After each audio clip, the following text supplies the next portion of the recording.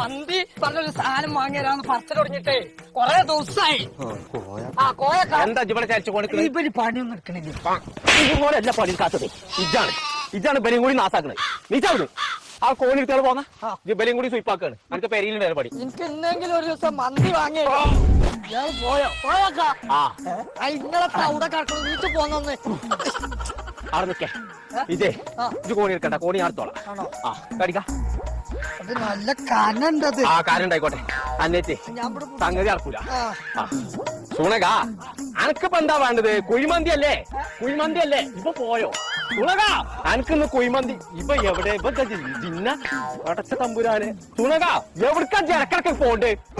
അന്നൊന്ന് പെരിന്തൽമണ്ണ ഫുഡങ്ങാടി കൊണ്ടുപോകും. ജമർ മന്തിക്കാണ് കൊണ്ടുപോകാൻ. ചമ്മന്തി ഒക്കെ തിന്ന എങ്ങനെ സമ്മന്തി അല്ല, ജമർ മന്തി പറഞ്ഞ ഹോട്ടലുണ്ട്. ആ കുഴിമന്തിന്റെ അയക്കാൾ കൊണ്ടുപോകുന്നത്. ആ എന്നാ പോട്ടെ. ആ ഞമ്മളേ ഇതായിപ്പൊന്ന് വിട്ട ഞാൻ എടുത്തോളാം. ആ മാറിക്കവിടുന്ന്. ആ കോണി ഞാൻ കൊണ്ടുപോയിക്കോളാം. എനിക്കിന്ന് മന്തിന്റെ പീറ കെടുത്തുന്ന ദിവസമാണ് ഞാൻ.